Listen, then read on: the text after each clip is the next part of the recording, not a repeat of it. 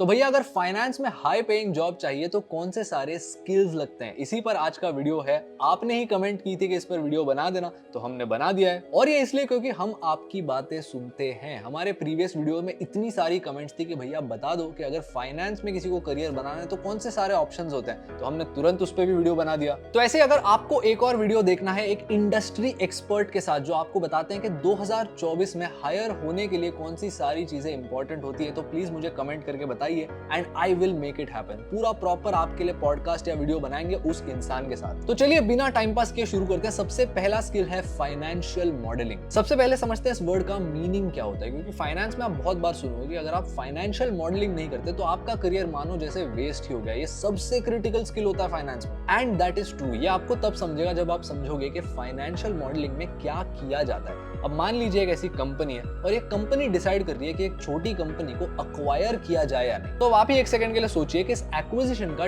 Decision जो लिया जाता है वो किस बेसिस पे लिया जाता है। अब ऐसे तो नहीं होता कि हमारी कंपनी बड़ी है तुम्हारी छोटी है तो चलो अक्वायर कर लेते हैं। बहुत सी चीजें देखनी होती है एक्विजिशन के समय कि एक कंपनी जो छोटी वाली है वो प्रॉफिटेबल है या नहीं। अगर प्रॉफिटेबल है तो उसकी रेवेन्यू किस रेट से ग्रो हो रही है और अल्टीमेटली वहां पे कौन सी सिनर्जीज मैच कर रही है। सिनर्जी मतलब मान लीजिए एक शुगर कंपनी है बड़ी वाली जो एक छोटी शुगर कंपनी को अक्वायर कर रही है, तो इस छोटी कंपनी शुगर के ऑपरेशंस में इन्वॉल्व होने की वजह से इनका एक डिस्ट्रीब्यूशन नेटवर्क बड़ी कंपनी को मिलेगा। अगर इनकी कुछ मैन्युफैक्चरिंग फैसिलिटीज है जहां पे कॉस्ट और सस्ता पड़ता है तो ये कॉस्ट सेविंग्स जो होते हैं वो भी बड़ी कंपनी पर पास ऑन होंगे। तो ऐसी सारी सिनर्जीज की वजह से बड़ी कंपनी जो है उसकी फाइनेंशियल स्टेटमेंट्स पे कैसा इंपैक्ट पड़ेगा। कई बार जब एक कंपनी एक्विजिशन कर रही है उसे ये भी देखना होता है कि हम ये एक्विजिशन कैसे फाइनेंस करें। क्या हम कंपनी के जो रिजर्व्स है उससे कैश देके ये चीज कर लें, या फिर हम बैंक से लोन ले सकते हैं, या फिर हम हमारे कंपनी का स्टॉक वहां देके स्टॉक फॉर स्टॉक एक्विजिशन कर सकते हैं। ये तो सिर्फ एक एग्जांपल हुई। अगर एक कंपनी आईपीओ करना चाहती है या फिर एक कंपनी एक नया प्रोजेक्ट अंडरटेक करना चाहती है तो ऐसी सारी सिचुएशंस में उसके फाइनेंशियल स्टेटमेंट्स पर फ्यूचर में कैसा इंपैक्ट पड़ता है ये फोरकास्टिंग करने की जो प्रोसेस होती है उसे बोला जाता है फाइनेंशियल मॉडलिंग। फाइनेंशियल मॉडलिंग के थ्रू डिस्काउंटेड कैश फ्लो के मॉडल्स भी बनाए जाते हैं। डिस्काउंटेड कैश फ्लो क्या है वो हम इसी वीडियो में कवर करेंगे जब हम एक और स्किल की बात करेंगे तब। अगर आपको फाइनेंशियल मॉडलिंग के बेसिक सीखने तो दो रिसोर्सेज बताता हूं आपको। कोर्सेरा पे मल्टीपल कोर्सेज मिलेंगे, कुछ मैंने आपके स्क्रीन पर डाल दिए हैं। एंड सेकंड है कॉर्पोरेट फाइनेंस इंस्टीट्यूट नाम की एक वेबसाइट। यहां पर जाके आप फाइनेंशियल मॉडलिंग के बेसिक सीख सकते हैं। एडिशनली इनके भी कुछ प्रोग्राम्स है, कुछ फ्री और कुछ पेड। फाइनेंशियल मॉडलिंग के स्किल की सबसे ज्यादा डिमांड कहां पर होती है वो भी डिस्कस करते हैं। सबसे मेन जगह जहां पर ये वैल्यूएबल होता है वो है इन्वेस्टमेंट बैंकिंग में, because as we discuss mergers and acquisitions, IPOs, financing related decisions यहां पे बहुत ज्यादा होते हैं। साथ ही एक और जगह जहां पे फाइनेंसिंग रिलेटेड डिसीजंस होते हैं वो है कॉर्पोरेट फाइनेंस डिवीजन कंपनीज के। इसी के साथ रिस्क मैनेजमेंट, रिसर्च, ऐसी स्पेस में फाइनेंशियल मॉडलिंग बहुत ज्यादा यूज होता है। अब अगर आपको कोई आइडिया नहीं है कि ये सारे करियर्स क्या मीन करते हैं तो हमारा करियर्स इन फाइनेंस वाला वीडियो आप देख सकते हो। आपका पूरा confusion A to Z clear हो जाएगा। वहां पर फाइनेंस के रिलेटेड सारे मेजर करियर पाथ्स हमने डिस्कस किए हैं। पर रुक जाओ यार, इस वीडियो के बाद में वो वाला देखो, या फिर अगर वो देखने जा रहे हो तो देखने के बाद यहाँ वापस आना। अब चलते हैं दूसरे स्किल की तरफ जो और ज्यादा वर्सेटाइल है, दैट इज बिजनेस अकाउंटिंग। देखिए जो हम आम जनता होती है एक दूसरे के इंडिविजुअल बुक्स मेंटेन करते हैं, हमारी अकाउंटिंग काफी सिंपल होती है, लेकिन बिजनेसेस के केस में सिचुएशन पलट जाती है, बहुत ज्यादा कॉम्प्लेक्सिटी आ जाती है। अब बिजनेस अकाउंटिंग जो है वो हमारे वीडियो के तीसरे स्किल से बहुत ही ज्यादा कनेक्टेड है। And trust me when I से दिस, फाइनेंस के फील्ड में ये दो स्किल्स लिटरली सबसे ज्यादा इंपॉर्टेंट है। आप फाइनेंस के किसी भी एरिया में काम करो ये आपको बहुत ज्यादा यूज होंगे। तो तीसरे वाले स्किल पर भी आएंगे, पहले बिजनेस अकाउंटिंग समझ लीजिए। यहाँ आपको समझना है कि एक कंपनी अपने फाइनेंशियल रिपोर्ट्स कैसे प्रिपेयर करती है। जब ये फाइनेंशियल रिपोर्ट्स वो प्रिपेयर करती है उसमें कुछ चीजें उसे फोरकास्ट भी करनी होती है। तो ये सारे फोरकास्ट कैसे प्रिपेयर किए जाते हैं, कैसे प्रेजेंट किए जाते हैं, ये इसलिए होता है क्योंकि बिजनेस में चीजें बहुत ज्यादा कॉम्प्लिकेटेड होती है। एक बहुत ही सिंपल एग्जांपल देता हूं, अगर आपके पास कोई अकाउंटिंग बैकग्राउंड नहीं है तो आप समझोगे कि कितनी बड़ी चीज होती है। अब मान लीजिए आप Amazon प्राइम का सब्सक्रिप्शन यूज करते हैं, इसके लिए आप देते हो साल के 1500 रुपए। मान लीजिए आपने जनवरी 1 तारीख को ये सब्सक्रिप्शन खरीदा और 1500 रुपए पे कर दिए,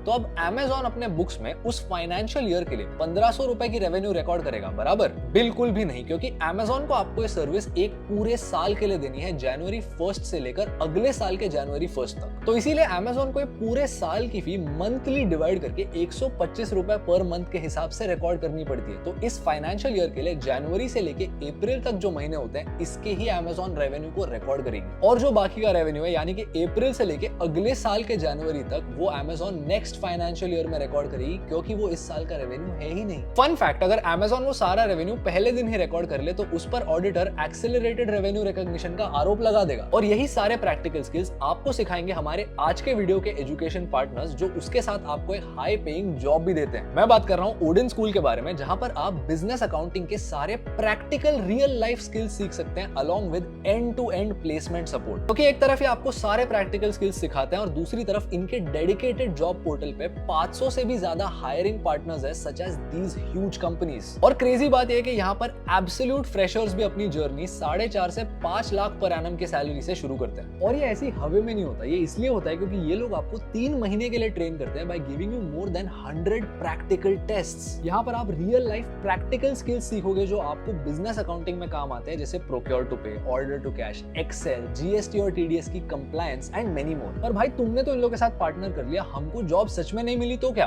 अगर आपको ये जॉब नहीं दिला पाते तो ये आपसे ज्यादातर फीस लेंगे भी नहीं, क्योंकि इनके 3 महीने के कोर्स की बेस फी है 35,000 रुपए, लेकिन इसके ऊपर ये एक वेरिएबल फी चार्ज करते हैं which would be 10% of your CTC after placement. तो अगर आपको प्लेसमेंट नहीं मिलती तो आप ये फी पे भी नहीं करोगे। तो ओडिन स्कूल के लिए हमेशा एक इंसेंटिव रहता है आपके लिए प्रॉपर्ली प्लेसमेंट असिस्टेंस देना। 29 जून को इनका एक कोहॉर्ट आ रहा है, इसके लिए रजिस्टर करने click the link in the description. तो अब चलते हैं हमारे अगले स्किल की तरफ, जो लिटरली फाइनेंशियल एनालिसिस के डोमेन का ब्रेड एंड बटर है। और आपको ये स्किल जानने के लिए सिर्फ फाइनेंशियल और एनालिसिस के बीच में रिपोर्टिंग डालना है। मैं बात कर रहा हूँ फाइनेंशियल रिपोर्टिंग एंड एनालिसिस या फिर FRA की। And for additional context, CFA जो एग्जाम होती है उसका ये one of the most difficult and most hated subject है, क्योंकि A, it is as practical as it gets, and B, it is very very difficult to understand. ये skill absolutely brutal है और आपको जितना अच्छे से आता है उतनी ही ज्यादा आपकी डिमांड होगी फाइनेंस के सर्कल्स में, फाइनेंस के जॉब्स में, क्योंकि यहाँ पर आपको देखना है कि कंपनी जो सारे फाइनेंशियल स्टेटमेंट्स प्रेजेंट करती है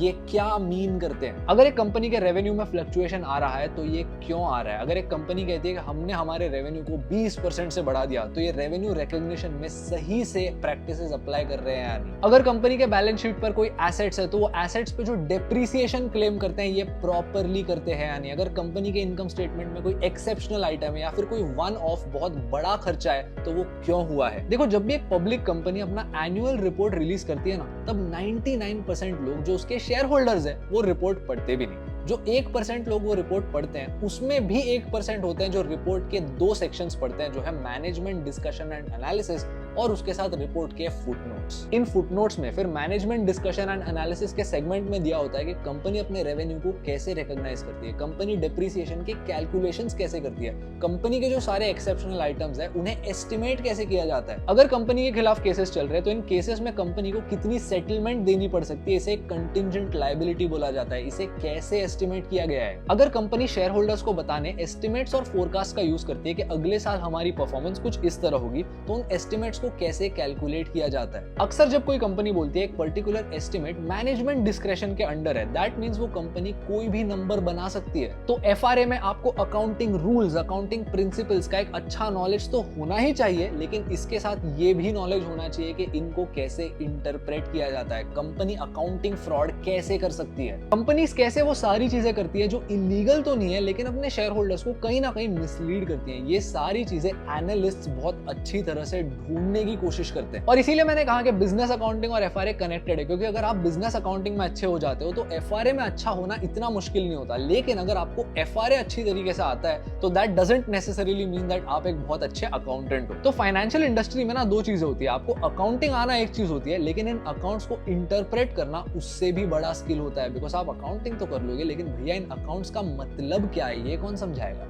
अगर FRA पढ़ना है तो सबसे बेस्ट सोर्सेज कौन से? ट्रस्ट मी व्हेन आई से this, the number 1 source is the CFA। क्योंकि अगर आप CFA करते हो तो एक एनालिस्ट कैसे बनना होता है ये आपको बहुत अच्छी तरह से सिखाया जाता है थ्रू द 3 लेवल्स। यहाँ पे आपको बताया जाता है कि अगर आपके सामने कोई नंबर्स दिए गए हैं तो इनका मतलब क्या होता है, यहाँ पे आपने कौन से सवाल पूछने हैं। अगर कंपनी फाइनेंशियल स्टेटमेंट देके बोल रही है कि देखो भैया इतना रेवेन्यू ग्रोथ हो गया तो क्यों हुआ है, कैसे हुआ है, उसे कैसे कैलकुलेट किया, आपने कौन से अकाउंटिंग मेथोडोलॉजीज यूज किए, ये सारी चीजें आपको पता चलती है अगर आप FRA में अच्छे हो तो अगर आपको FRA स्टैंड अलोन सीखना है तो ऑब्वियसली आप CFA के करिकुलम को लेके सीख सकते हैं। साथ ही आपको corporate finance institute, Coursera, YouTube पे बहुत से कोर्सेज मिलेंगे या फिर फ्री रिसोर्सेज मिलेंगी FRA को सीखने के लिए। एक और बहुत ही ज्यादा अंडररेटेड और फ्री रिसोर्स है जहां पे आप फाइनेंशियल रिपोर्टिंग एंड एनालिसिस सीख सकते हो, एंड दैट इज कंपनी के एनुअल रिपोर्ट्स पढ़ना, अच्छे से उसे पढ़ना और सवाल पूछना कि अगर यहाँ पे कोई फिगर रिपोर्ट किया गया है तो उसे कैसे कैलकुलेट किया था, ये क्या मीन करता है कंपनी के फाइनेंशियल्स के लिए, मैनेजमेंट ने कौन सी चीजें कही है इनके कैलकुलेशन और अकाउंटिंग मेथड्स के बारे में। ये सारी चीजें अगर आप डिटेल में पढ़ोगे और महीने का एक एनुअल रिपोर्ट भी पढ़ोगे ना तो एक साल बाद आप फाइनेंशियल रिपोर्टिंग एंड एनालिसिस में काफी ज्यादा अच्छे हो जाओगे। अब चलते हैं नेक्स्ट स्किल की तरफ जो है valuation. This is literally like the big daddy of finance skills. यहाँ पर आपको एक Swiss army knife type of approach मिलता है। अगर आप वैल्यूएशन में अच्छे हैं तो आप मल्टीपल रोल्स में काम कर सकते हो। अगर वैल्यूएशन में अच्छे हो तो इन्वेस्टमेंट बैंकिंग में काम कर सकते हो, क्रेडिट मार्केट्स में काम कर सकते हो, रिसर्च में काम कर सकते हो, एनालिस्ट बन सकते हो, रियल एस्टेट में काम कर सकते हो, बैंक में काम कर सकते हो। वैल्यूएशन लिटरली एक बहुत ज्यादा एसेंशियल स्किल होता है जो आपको बताता है कि किसी भी सिक्योरिटी की, किसी एसेट की, किसी लायबिलिटी की फेयर वैल्यू क्या होती है। फेयर वैल्यू मतलब क्या, देखिए प्राइस और वैल्यू दोनों बहुत अलग चीज होती है। प्राइस मतलब अगर इस चीज को अभी के अभी खरीदना है तो कितने पैसे देने होंगे, और वैल्यू मतलब कितने पैसे देना सही होगा। तो वैल्यूएशन में आप किसी भी एसेट की या किसी लायबिलिटी के कैरेक्टरिस्टिक्स के बेसिस पे ये बताते हैं कि इसकी सही वैल्यू कितनी होनी चाहिए। अब रिसर्च के कॉन्टेक्स्ट में आप इन्वेस्टर्स को बता रहे हो कि ये पर्टिकुलर स्टॉक है, इसकी करंट प्राइस इतनी है लेकिन हमारे हिसाब से इतनी होनी चाहिए, तो इसके बेसिस पे या तो ये एक बाय है या फिर एक सेल। या फिर अगर एक बैंक एक होम लोन को इवैल्यूएट कर रही है तो उस घर को वैल्यू करना होता है। या फिर अगर एक इन्वेस्टर बॉन्ड लेने की सोच रहा है तो उस बॉन्ड की भी वैल्यूएशन होती है। और याद है हमने तभी डिस्काउंटेड कैश फ्लो की बात की थी, वो यहाँ पर सबसे ज्यादा यूज होता है। डिस्काउंटेड कैश फ्लो मतलब सिंपल वर्ड्स में समझाता हूँ क्या होता है, अगर आप चाहते हो तो उस पर एक सेपरेट वीडियो बना दूंगा। जैसे मान लो एक कंपनी का स्टॉक है जो हर साल एक डिविडेंड देता है। कंपनी की फिक्स पॉलिसी है कि हम हर साल डिविडेंड को 6% से बढ़ाएंगे, तो आपको एक फेयर आइडिया है कि आपको कितना डिविडेंड मिलने वाला है। तो अब कंपनी की स्टॉक प्राइस कहां जाएगी इसको कंप्लीटली इग्नोर करके प्योरली इस डिविडेंड के बेसिस पे हम देखते हैं कि कंपनी के स्टॉक की फेयर वैल्यू कितनी होगी, अज्यूमिंग दैट ये डिविडेंड लाइफ लॉन्ग मिलता रहेगा। या फिर आप देखते हैं कि कंपनी कितना कैश जनरेट कर पाती है अपने ऑपरेशन से और इस कैश को किस रेट पे ग्रो करती है, और इसके बेसिस पे आप देखते हो कि कंपनी की स्टॉक की वैल्यू क्या होनी चाहिए। बेसिकली आप देख रहे हो कि किसी कंपनी का या फिर किसी स्टॉक का या किसी भी एसेट का फ्यूचर में कैश फ्लो कितना आएगा, और इसके बेसिस पे आप डिटरमाइन करते हो कि आज इसके लिए कितने पैसे देने हैं। वैल्यूएशन एक ऐसा डिसिप्लिन है जहां पर आपको हजारों कोर्सेज, सर्टिफिकेट्स, प्रोग्राम्स मिलेंगे, इनफैक्ट प्रोफेशनल डिग्रीज भी मिलेंगी। लेकिन one of the best places to learn valuation is professor Aswath Damodaran's YouTube channel. ये न्यूयॉर्क में पढ़ाते हैं और वैल्यूएशन के मैटर में सब्जेक्ट एक्सपर्ट है,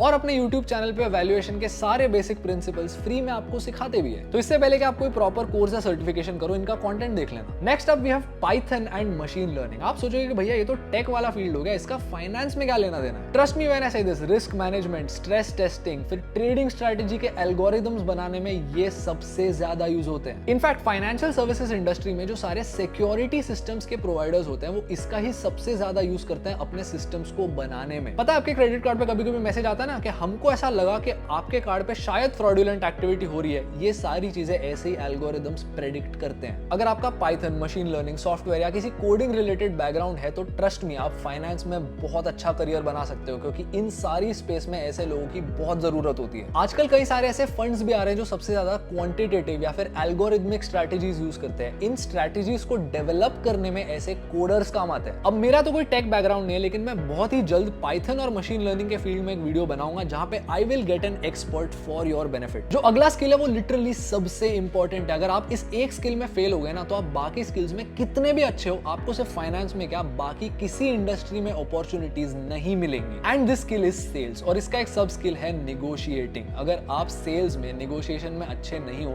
तो आपके स्किल्स कितने भी अच्छे हो आपको लोग एक्सप्लॉइट करेंगे, या फिर उससे भी ज्यादा इंपॉर्टेंट आप अपने आप को, अपने स्किल सेट को बेच ही नहीं पाओगे। आप किसी प्रोस्पेक्टिव एम्प्लॉयर को या फिर किसी कस्टमर को या फिर किसी क्लाइंट को ये दिखा ही नहीं पाओगे कि भैया मैं अच्छा हूं, मेरे साथ काम कर लो। आप ही सोचिए ना, अगर एप्पल की मार्केटिंग ही अच्छी नहीं होती तो एप्पल आज उस जगह पर पहुंचता। इसके पीछे एक और कारण है, जब भी आप कहीं पर भी जॉब करने चले जाते हो, unless it's an extremely technical job, आपको ज्यादातर केसेस में पूछा जाएगा कि भैया तुम्हें बेचना आता है क्या। अगर आता है तो अच्छी बात है, तुमसे बिजनेस डेवलपमेंट कराएंगे, मतलब सेल्स। कई बार लोग बैंकिंग ज्वाइन करते हैं और उन्हें रिलेशनशिप मैनेजर बना दिया जाता है, और यहाँ पर आपका काम ही होता है कि भैया कस्टमर को जाकर अलग अलग प्रोडक्ट्स बैंक के क्रॉस सेल करने। अगर आप इन्वेस्टमेंट बैंकिंग में किसी ना किसी तरीके से ब्रेक थ्रू कर लेते हो तो वहां पर सबसे बड़ा फैक्टर देखा जाता है आपके स्पीकिंग स्किल्स, आपकी कम्युनिकेशन, आपके नेगोशिएशन स्किल्स, आप कितने अच्छी तरीके से बेच सकते हो। Because you would be surprised to know that investment banking is mainly actually a sales job? अगर सुन के शौक लगा हो तो हमारे यूट्यूब चैनल के इन्वेस्टमेंट बैंकिंग वीडियो को चेक कीजिए। वहां पर मैंने डिटेल से समझाया है कि इन्वेस्टमेंट बैंकर बनने क्या लगता है, कौन सी क्वालिफिकेशन लगती है, कौन से स्किल्स लगते हैं। इसी के साथ जॉब इंटरव्यू में भी जब जाते हो वहां पर भी सबसे इंपॉर्टेंट फैक्टर यही होता है कि आप किस तरीके से अपने आप को और अपने स्किल्स को इंटरव्यूअर के सामने बेचते हो। आपको उस सिचुएशन में इंटरव्यूअर को यही दिखाना होता है कि भैया आपका सबसे ज्यादा फायदा इसी में कि आप यहीं पर मुझे अभी के अभी हायर कर लें, क्योंकि मैं आपका काम आसान करूंगा, कंपनी को और पैसे कमा कर दूंगा एंड ओवरऑल मैं बहुत अच्छा कैंडिडेट हूं, मुझे इतने सारे स्किल्स आते हैं। और ये आप तभी करोगे जब आप सेल्स के स्किल को मास्टर करते हो। अब सेल्स कैसे सीखा जाए, इसके पीछे मुझे एक बहुत इंटरेस्टिंग डीएम आया था। मुझे एक बंदे ने पूछा कि भैया मुझे सेल्स सीखना है, निगोशिएटिंग सीखना है, इसके लिए कोई कोर्स है? एक सीक्रेट बताता हूं, सेल्स है ना ये स्किल नहीं है, एक क्राफ्ट है,